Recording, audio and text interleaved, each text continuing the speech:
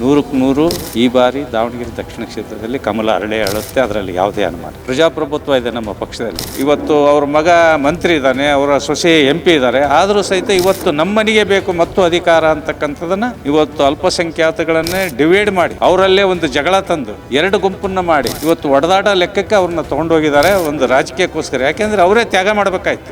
Muslims ಅಂದ್ರೆ ಏನು, 500 ರೂಪಾಯಿಗೆ ಒಂದು ಪ್ಯಾಕೆಟ್ ಬಿರಿಯಾನಿ ಕೊಟ್ರೆ ಅವ್ರು ಓಟ್ ಹಾಕ್ತಾರೆ, ಅವ್ರದ್ದೇನು ಅನ್ನೋ ಲೆಕ್ಕಕ್ಕೆ ತನಕನೂ ಸಹಿತ ಮಾತಾಡಿದ್ದಾರೆ. ಅಧಿಕಾರದ ಅಪಾಪಿ ಐತಲ್ಲ, ಅದಕ್ಕೆ ಬುದ್ಧಿ ಕಲಿಸಲೇಬೇಕು ಅಂತಂದೇಳಿ ಜನ ತೀರ್ಮಾನ ಮಾಡಿದ್ದಾರೆ. ನೀವು ಸಣ್ಣ ಆಗ್ಬೇಕಲ್ವಾ, ಅದು ಒಂದು ಉತ್ತಮ ಆಹಾರದಿಂದ ಸಣ್ಣ ಆಗ್ಬೇಕಲ್ವಾ. ಪ್ರತಿದಿನ ನಮ್ಮ ಜೀನಿ ಸ್ಲಿಮ್ ನ ಯೂಸ್ ಮಾಡಿ ಯಾವುದೇ ಸೈಡ್ ಎಫೆಕ್ಟ್ ಇಲ್ದಂಗೆ ನೀವು ಸಣ್ಣ ಆಗ್ತೀರಾ. ದಾವಣಗೆರೆ ದಕ್ಷಿಣ ವಿಧಾನಸಭಾ ಕ್ಷೇತ್ರ ಉಪಚುನಾವಣೆ ಈಗಾಗಲೇ ಸಾಕಷ್ಟು ರಂಗೇರಿರ್ತಕ್ಕಂಥದ್ದು.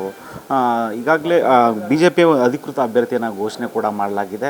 ಈಗಾಗಲೇ ನಮ್ಮ ಜೊತೆಗೆ ಅಭ್ಯರ್ಥಿ ಅಂದರೆ ಆಸ್ಪಿರೆಂಟ್ ಇದ್ದಂಥ ಒಂದು ಯಶವಂತರಾವ್ ಜಾಧವ್ ಹಿರಿಯ ಮುಖಂಡರಿದ್ದಾರೆ, ಅವ್ರನ್ನೇ ಮಾತಾಡಿಸ್ತಾನೆ.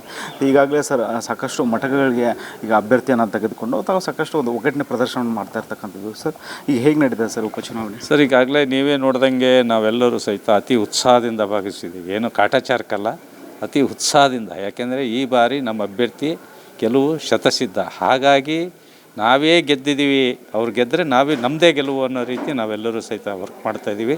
100ಕ್ಕೆ 100 ಈ ಬಾರಿ ದಾವಣಗೆರೆ ದಕ್ಷಿಣ ಕ್ಷೇತ್ರದಲ್ಲಿ ಕಮಲ ಅರಳೆ ಅಳುತ್ತೆ, ಅದರಲ್ಲಿ ಯಾವುದೇ ಅನುಮಾನ ಇಲ್ಲ. ಅಂದರೆ ಎಲ್ಲೋ ಒಂದು ಕಡೆ ವಿರೋಧಿ ಬಣಕ್ಕೆ ಏನೋ ಒಂದು ಸಂದೇಶ ಹೇಳಿಕೊಟ್ಟಿದ್ರು. ಯಾಕಂದರೆ ಎಲ್ಲೋ ಒಂದು ಒಗ್ಗಟ್ಟಿನ ಪ್ರದರ್ಶನ ಅಂದರೆ ಏನೋ ಮಾತಾಡ್ತಿದ್ರು. ಈಗ ಒಂದು ಕಡೆ 2 ಬಣ ಅಂಥೇಳಿ 2 ಬಣ ಅನ್ನೋ ಮಟ್ಟಿಗೆ ಯಾವುದೇ ರೀತಿ ಕಾಣಿಸ್ತಾ ಇಲ್ಲ.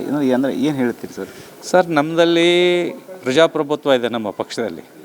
ನಾವು ಸಣ್ಣ ಕಾರ್ಯಕರ್ತನಿಂದ ಹಿಡಿದು ದೊಡ್ಡ ಮುಖಂಡರಿಗೂ ಸಹಿತ ಪ್ರಶ್ನೆ ಮಾಡ್ತಕ್ಕಂಥ ಹಕ್ಕು. ಅದು ಬಣ ಅಲ್ಲ, ಅದು ಕಾರ್ಯಕರ್ತನಿಗೆ ಕೊಟ್ಟಂಥ ಶಕ್ತಿನ. ಅದನ್ನು ಬಣ ಅಂತಂದು ಹೇಳಿ ಕೆಲವರೆಲ್ಲ ಬಿಂಬಿಸಿದರು.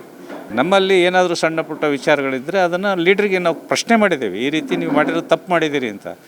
ಆ ತಪ್ಪನ್ನು ನಮ್ಮ ಎಲ್ಲ ನಾಯಕರುಗಳು ಕೂತು ಮಾಡಿ, ಹೌದು ಇದು ನಿಮ್ಮ ತಪ್ಪು, ಇದು ನಿಮ್ಮ ಸರಿ ಅಂತಂದು ಹೇಳಿ ನಮಗೆಲ್ಲರಿಗೂ ಬುದ್ಧಿವಾದ ಹೇಳಿ ಇವತ್ತು ನೀವು ಸರಿದಾರಿ ಒಳಗೆ ಇನ್ನು ಮುಂದೆ ಯಾವುದೇ ರೀತಿಯ ಸಪ್ಪು ತರಿಗಳನ್ನು ಗಣನೆಗೆ ತಗೊಳ್ಳೋದಲ್ಲೇ ನಮ್ಮ ಅಭ್ಯರ್ಥಿ ಗೆಲುವಿಗೆ ನೀವೆಲ್ಲರೂ ಕಾರಣೀಕರ್ತರಾಗಬೇಕು ಅಂತಂದೇಳಿ ಸಂದೇಶ ಕೊಟ್ಟಿದ್ದಾರೆ. ಆ ಸಂದೇಶವನ್ನು ಪಾಲಿಸ್ಕೊಂಡು ಹೋಗ್ತಾ ಇದ್ದೀವಿ. ಹೇಗೆ ನಡೀತದೆ ಸರ್ ಕ್ಷೇತ್ರದಲ್ಲಿ, ಏನೋ ಒಡನಾಟ ಸರ್? ಈ ಬಾರಿ ಬದಲಾವಣೆಯ ಗಾಳಿ ಬೀಸಿದೆ. ಯಾಕೆಂದರೆ ಹಿರಿಯರಾಗಿರ್ತಕ್ಕಂಥ ಶಾಮನೂರು ಶಿವಶಂಕರಪ್ಪನವರು ಅವರು ಸುಮಾರು 95 ವರ್ಷ ಬದುಕಿದ್ರು. ಅವರಿಗೆ ಅವ್ರದ್ದೇ ಆದಂಥ ಒಂದು ವ್ಯಕ್ತಿತ್ವ ಇತ್ತು ಅಲ್ಲಿ ದಾವಣಗೆರೆಯಲ್ಲಿ. ಭಾಳಷ್ಟು ಸಾರಿ ಅವ್ರು ಏನು ಮಾಡ್ತಿದ್ರು ಅಂದರೆ, ನಂದು ಇದು ಕೊನೆ ಚುನಾವಣೆ. ಪ್ರತಿ ಸತಿಯೂ ಸಹಿತ ಒಂದು ಸ್ಲೋಗನ್ ಹೇಳ್ತಿದ್ರು, ನಂದು ಇದು ಕೊನೆ ಚುನಾವಣೆ, ಮುಂದಿನ ಬಾರಿ ನಾನು ಅಲ್ಪಸಂಖ್ಯಾತರಿಗೆ ಅವಕಾಶ ಮಾಡಿಕೊಡ್ತೀನಿ, ನೀವು ನನಗೆ ಸೋಲಿಸ್ಬೇಡ್ರಿ, ಈ ಸತಿ ನನಗೆ ವೋಟ್ ಮಾಡಿರಿ ಅಂತಕ್ಕಂಥ ಮಾತನ್ನು ಹೇಳ್ತಿದ್ರು. ಹಾಗಾಗಿ ಅಲ್ಪಸಂಖ್ಯಾತ ಬಂಧುಗಳು, ಅವರು ಹಿರಿಯರು ಅವ್ರು ಕೊಟ್ಟ ಮಾತನ್ನು ನಡ್ಕೊಳ್ತಾರೆ ಅಂತಕ್ಕಂಥ ವಿಶ್ವಾಸದಿಂದ ಅವರಿಗೆ ಒಂದು ಬೂತ್ನಲ್ಲಿ 750-800 ವೋಟ್ ಬಿದ್ದರೆ 1-2 ಬೂತ್ನಾಗೆ ಅದು ನಮಗೆ BJP ಬೀಳೋದು, ಇನ್ನು 749 ವೋಟು ಸಹಿತ ಕಾಂಗ್ರೆಸ್ಗೆ ಬೀಳೋದು. ಆ ರೀತಿ ಸುಮಾರು 50 ಬೂತ್ನಾಗ ಆಗೋದು. ಹಾಗಾಗಿ ಅವರಿಗೆ ಗೆಲುವಿನ ಓಟ ನಿಲ್ಸೋಕ್ಕೆ ಆಗ್ತಿದ್ದಿಲ್ಲ, ಆ ರೀತಿ ಇತ್ತು. ಆದರೆ ಇವತ್ತು ಅವರು ಪಾಪ ಅಕಾಲಿಕ ನಿಧನರಾಗಿದ್ದಾರೆ. ಇವತ್ತು ಅವ್ರ ಮಗ ಮಂತ್ರಿ ಇದ್ದಾನೆ, ಅವರ ಸೊಸೆ MP ಇದ್ದಾರೆ, ಆದರೂ ಸಹಿತ ಇವತ್ತು ನಮ್ಮನಿಗೆ ಬೇಕು ಮತ್ತು ಅಧಿಕಾರ ಅಂತಕ್ಕಂಥದ್ದನ್ನು ಇವತ್ತು ಅಲ್ಪಸಂಖ್ಯಾತಗಳನ್ನೇ ಡಿವೈಡ್ ಮಾಡಿ ಅವರಲ್ಲೇ ಒಂದು ಜಗಳ ತಂದು ಎರಡು ಗುಂಪನ್ನು ಮಾಡಿ ಇವತ್ತು ಒಡೆದಾಟ ಲೆಕ್ಕಕ್ಕೆ ಅವ್ರನ್ನ ತೊಗೊಂಡೋಗಿದ್ದಾರೆ ಒಂದು ರಾಜಕೀಯಕ್ಕೋಸ್ಕರ. ಯಾಕೆಂದರೆ ಅವರೇ ತ್ಯಾಗ ಮಾಡಬೇಕಾಯ್ತು. ಇಲ್ಲ, ನಮ್ಮ ತಂದೆಗೆ ಇಷ್ಟೆಲ್ಲ ಸಹಕಾರ ಮಾಡಿದ್ದಾರೆ, ನಮಗಿಷ್ಟೆಲ್ಲ ಸಹಕಾರ ಮಾಡಿದ್ದಾರೆ, ನಮ್ಮ ಫ್ಯಾಮಿಲಿಗೆ ಇದು ರಾಜಕೀಯ ಜೀವನ ಕೊಟ್ಟಿದ್ದಾರೆ ಅಂತಕ್ಕಂಥದ್ದನ್ನು ಇಟ್ಕೊಂಡು ಅವರು ತ್ಯಾಗ ಮಾಡಬೇಕಾಯ್ತು. ಅದು ಬಿಟ್ಟು ಅಲ್ಪಸಂಖ್ಯಾತರಲ್ಲೇ ಡಿವೈಡಿಂಗ್ ರೂಲ್ ಮಾಡಿ ಇವತ್ತು ಒಡೆದಾಡ ಲೆವೆಲ್ಲಿಗೆ ಅವ್ರು ತೊಗೊಂಡೋಗಿದ್ದಾರೆ. ಮತ್ತು ಅವ್ರನ್ನ ಬಹಳ ತುಚ್ಛವಾಗಿ ಕಾಣ್ತಾ ಇದ್ದಾರೆ. ಮುಸ್ಲಿಮ್ಸ್ ಅಂದ್ರೆ ಏನು, 500 ರೂಪಾಯಿಗೆ ಒಂದು ಪ್ಯಾಕೆಟ್ ಬಿರಿಯಾನಿ ಕೊಟ್ಟರೆ ಅವ್ರು ಓಟ್ ಹಾಕ್ತಾರೆ, ಅವ್ರದ್ದೇನು ಅನ್ನೋ ಲೆಕ್ಕಕ್ಕೆ ತನಕನೂ ಸಹಿತ ಮಾತಾಡಿದ್ದಾರೆ. ಇವತ್ತು ಅಲ್ಪಸಂಖ್ಯಾತ ಬಂಧುಗಳಿಗೂ ಸಹಿತ ಗೊತ್ತಾಗಿದೆ ನಿಜವಾದ ಮುಸ್ಲಿಂ ವಿರೋಧಿಗಳು ಯಾರು ಅಂತಂದೇಳಿ. ಅವ್ರು ಏನು ಹೇಳ್ತಿದ್ರು, BJP ಬಂದರೆ ಇಲ್ಲಿ ಗಲಾಟೆ ಆಗುತ್ತೆ, ನಿಮ್ಮ ವ್ಯವಹಾರಗಳು ಹಾಳಾಗ್ತವೆ, ನೀವು ಊರು ಬಿಟ್ಟು ಹೋಗ್ಬೇಕಾಗ್ತೈತಿ, ಏನೇನು ಹೇಳ್ಬೇಕು ಸಾಧ್ಯ ಅವನ್ನೆಲ್ಲವನ್ನೂ BJP ಮೇಲೆ ಅಪಾದನೆ ಮಾಡ್ತಿದ್ರು. ನಾವು 4 ಚುನಾವಣೆ ಸೋತಿದ್ದೀನಿ ನಾನು. ನಮ್ಮ ಅಜಯ್ ಕುಮಾರ್ ಒಂದು ಚುನಾವಣೆ ಸೋತಿದ್ದಾರೆ, ನಮ್ಮ ಶಂಕರ್ ನಾಟರ್ ಸೋತಿದ್ದಾರೆ, B ಲೋಕೇಶ್ ಸೋತಿದ್ದಾರೆ, L ಬಸವರಾಜ್ ಸೋತಿದ್ದಾರೆ. ಆದರೂ ಸಹಿತ ನಾವು ಯಾವತ್ತೂ ಸಹಿತ ಅಲ್ಪಸಂಖ್ಯಾತರಿಗೆ ಕೆಟ್ಟ ಶಬ್ದವನ್ನು ಬಳಸಿಲ್ಲ. ಅದು ಪ್ರಜಾಪ್ರಭುತ್ವ ಅವ್ರಿಗೆ ಕೊಟ್ಟಿರ್ತಕ್ಕಂಥ ಹಕ್ಕು. ಓಟನ್ನು ಅವ್ರ ಓಟ್ ಯಾರಿಗೆ ಬೇಕಾದ್ರೂ ಹಾಕ್ಬೋದು. ನಮಗೆ ಹಾಕಿಲ್ಲ ಅಂತ ಕೇಳ್ತಕ್ಕಂಥದ್ದಕ್ಕೆ ನಮಗೆ ಹಕ್ಕಿಲ್ಲ. ಹಾಗಾಗಿ ನಾವು ಸೋತಿದ್ದೀವಿ, ಅಲ್ಪಸಂಖ್ಯಾತ ಬಂಧುಗಳು ಓಟಿಂದ ಸೋತಿದ್ದೀವಿ.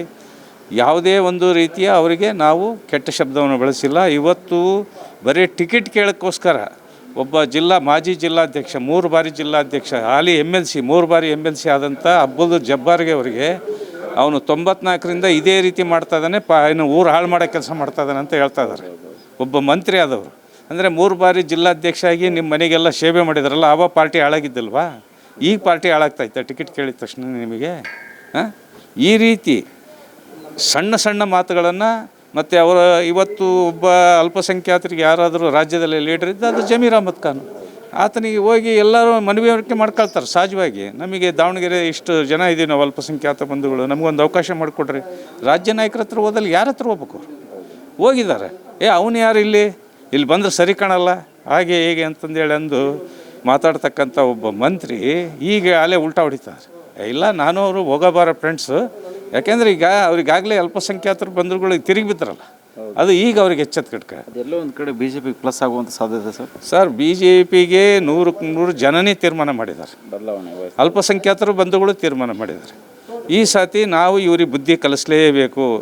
ಇವರ ಮನೆಯ ಏನು ಅಧಿಕಾರದ ಅಪಾಪಿ ಐತಲ್ಲ, ಅದಕ್ಕೆ ಬುದ್ಧಿ ಕಲಿಸಲೇಬೇಕು ಅಂತಂದೇಳಿ ಜನ ತೀರ್ಮಾನ ಮಾಡಿದ್ದಾರೆ. ಅದರಿಂದ ನಾವು ಜನಗಳಿಗೆ ಹೋಗಿ ವಿನಂತಿ ಮಾಡ್ತೀವಿ. ಇದು ಒಬ್ಬ ಶ್ರೀಮಂತ ಮತ್ತು ಬಡವನ ನಡೀತಕ್ಕಂಥ ಯುದ್ಧ.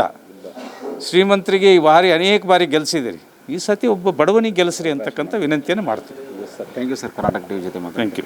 ನೀವು ಸಣ್ಣ ಆಗಬೇಕಲ್ವಾ? ಅದು ಒಂದು ಉತ್ತಮ ಆಹಾರದಿಂದ ಸಣ್ಣ ಆಗಬೇಕಲ್ವಾ? ಪ್ರತಿದಿನ ನಮ್ಮ ಜೀನಿ ಸ್ಲಿಮ್ನ ಯೂಸ್ ಮಾಡಿ ಯಾವುದೇ ಸೈಡ್ ಎಫೆಕ್ಟ್ ಇಲ್ದಂಗೆ ನೀವು ಸಣ್ಣ ಆಗ್ತೀರಾ.